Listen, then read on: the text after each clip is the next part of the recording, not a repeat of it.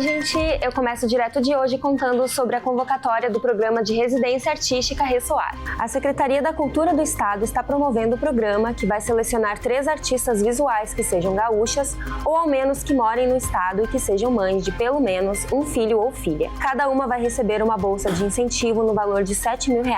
As mães vão ser selecionadas a partir da avaliação de portfólio e de uma carta de interesse. As inscrições podem ser feitas até dia 27 de abril no site do Mapa da Cultura. Mais informações você confere no QR Code.